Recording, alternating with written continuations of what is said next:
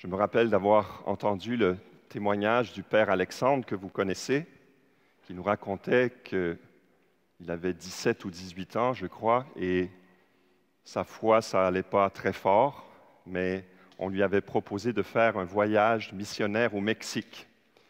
Et au cours d'une mission dans un petit village, il a vu une toute jeune fille en prière.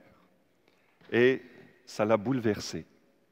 C'était comme un déclencheur, une étape dans son retour vers Dieu.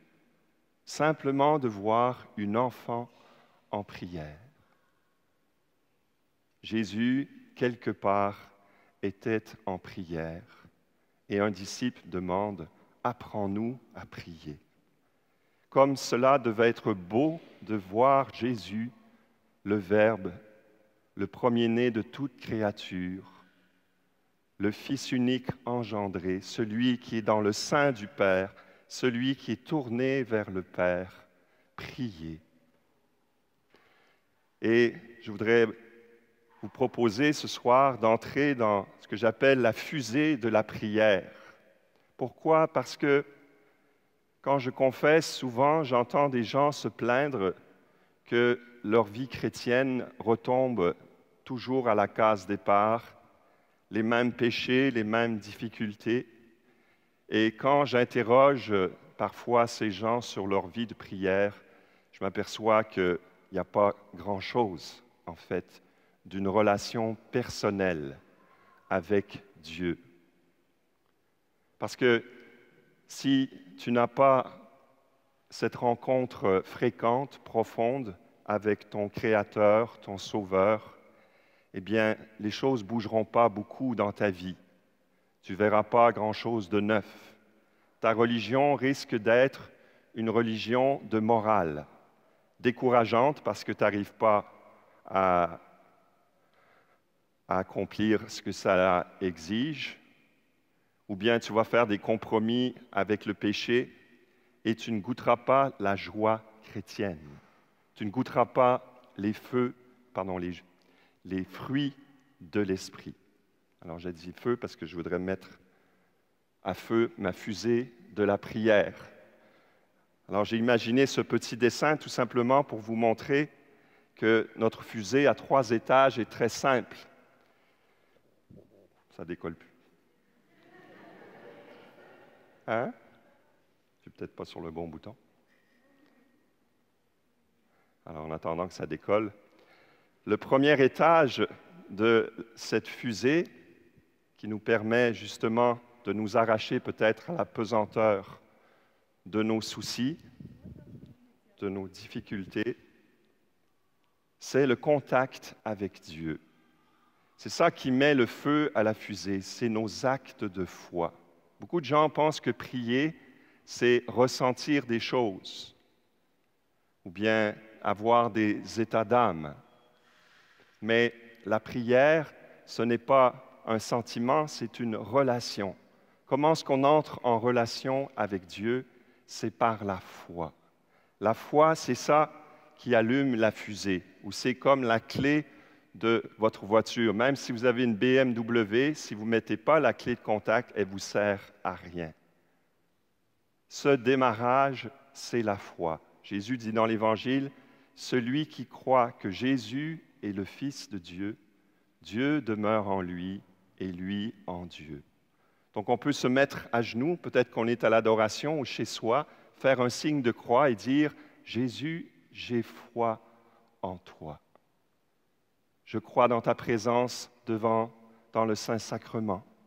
Je crois dans ta présence en mon cœur par le Saint-Esprit. » Et on peut continuer ce contact par l'action de grâce. L'action de grâce, c'est tellement important dans la vie chrétienne, c'est dire des merci, relire les quelques heures qui nous séparent ou quelques jours depuis notre dernière prière, à la lumière de Dieu dans la prière. Merci pour telle personne rencontrée, tel événement, telle grâce que j'ai failli oublier. Et cela nous ouvre le cœur à la présence de Dieu. Parce que peut-être que la première chose qu'on a envie de faire, c'est de se plaindre ou demander des choses. Mais attendons avant de faire des demandes que notre cœur soit ouvert et purifié par le Saint-Esprit, car c'est lui qui est en fait le maître intérieur. Donc, premier étage de la fusée, on peut décoller par cette prise de contact par la foi et cette ouverture du cœur dans l'action de grâce. Et ensuite, on peut ouvrir notre Bible. Beaucoup de gens disent, mais Dieu ne me parle pas dans la prière. Mais il y a 72 livres dans la Bible qui ont des choses à te dire. Mais on n'a pas l'habitude d'ouvrir la Bible. Et Dieu parle dans sa parole. Jésus dit, « Si quelqu'un m'aime, il gardera ma parole. Mon Père l'aimera. Nous viendrons près de lui et nous ferons notre demeure chez lui. Si quelqu'un m'aime, il gardera ma parole. » Comment lire la parole? On en a déjà souvent parlé. On peut prendre un petit passage. Lire la Bible, ce n'est pas un article de journal, ce n'est pas un roman. On peut lire et relire la même chose plusieurs fois jusqu'à ce que ça touche notre cœur, jusqu'à ce qu'on sente que tel mot ou telle phrase, c'est pour moi aujourd'hui. Et on peut goûter, c'est comme un rayon de miel, la parole qu'on a découvert, ça a de la saveur. Et on peut mastiquer, vous savez, je ne sais pas si vous avez déjà mangé du miel naturel avec la cire, on mastique, jusqu'à ce que toute la cire, plutôt tout le miel soit sorti et on rejette la cire. Mais c'est la même chose avec la lettre et l'esprit. La lettre tue, c'est l'esprit qui vivifie. Quand on lit la Bible dans l'Esprit Saint, on peut y trouver une saveur.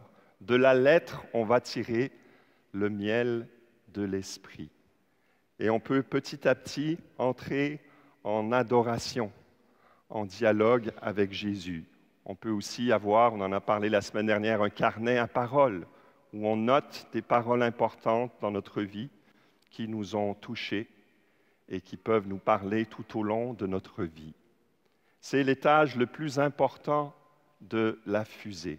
Et pour ce faire, on peut prendre un livre de la Bible, une épître de Saint Paul, un évangile, et le lire tranquillement à la suite. Il ne s'agit pas d'apprendre beaucoup, mais de goûter intérieurement et d'entrer dans cette intimité. Jésus dit, quand tu pries, retire-toi, referme sur toi, retire-toi dans ta chambre, referme sur toi la porte et prie ton Père qui est là dans le secret, et ton Père te le rendra. Donc, deuxième étage. Et puis, troisième, Saint Paul dit « intercéder pour les saints ». Moi, j'aime ça, terminer ma prière comme ça, parce que ça me décentre de moi-même. Je prends du temps pour prier pour les autres. Et je me suis fait un carnet avec chaque jour de la semaine des intentions particulières. Par exemple, le vendredi, je prie pour ceux qui souffrent. Le dimanche, pour les familles. Le samedi, pour les mariages. Le jeudi, pour les vocations. Et j'ai ma liste de personnes. Et c'est merveilleux parce qu'on porte des gens dans la prière parfois pendant des années et ça nous fait grandir dans la charité pour eux. Alors, le dernier étage, cette prière d'intercession, on peut terminer avec le Notre Père, où on dit « Pardonne-nous comme nous pardonnons ». C'est la plénitude. Donne-nous le pain, que ton nom soit sanctifié. Jésus ne nous donne pas une technique de prière. Ce n'est pas du zen, ce n'est pas de la méditation transcendantale, mais il souffle sur nous l'esprit filial. Si vous, qui êtes mauvais, vous savez donner de bonnes choses à vos enfants, combien plus le Père céleste vous donnera l'esprit si vous le lui demandez. Demandez, vous recevrez. Cherchez et vous trouverez. Frappez et l'on vous ouvrira. Alors, je voudrais vous proposer une démarche maintenant, parce qu'il ne faudrait pas se mettre en prière ou allumer la fusée d'une manière volontariste, mais vraiment répondre à l'appel du Seigneur. Alors, on va prendre un petit chant à l'Esprit Saint. Jésus, toi qui as envoyé l'Esprit. Mais avant de chanter le chant, je voudrais faire une prière. À la suite de la prière, ceux qui veulent demander cette grâce de monter dans la fusée de la prière, vous sentez que vous avez du mal à décoller, que ce n'est pas encore entré dans votre vie chrétienne, eh bien, à la suite de ma prière, vous pourrez lever la main tout simplement et votre voisin, votre voisine pourra poser la main sur votre épaule et on pourra demander l'Esprit Saint les uns pour les autres. Car Jésus le dit, demandez et vous recevrez. On peut avoir les accords de guitare.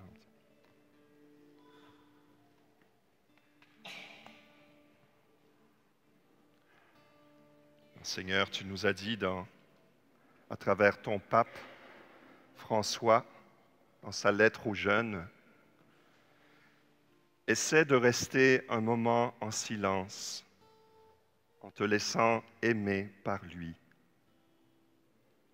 Essaie de faire taire toutes les voix et les cris intérieurs et reste un moment dans les bras de l'amour de ton Père.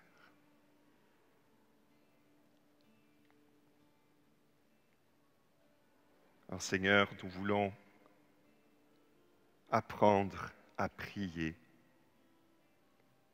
Nous voulons grandir dans cette intimité avec toi pour goûter les fruits de l'Esprit, pour te rendre gloire.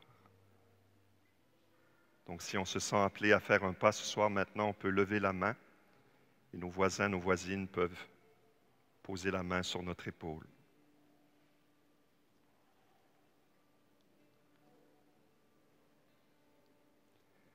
Jésus, toi qui as promis d'envoyer l'Esprit à ceux qui te prient, ô Dieu, pour porter au monde ton feu. Voici l'offrande de vie. Jésus, toi qui as promis d'envoyer l'Esprit à ceux qui te prient, ô Dieu, pour porter au monde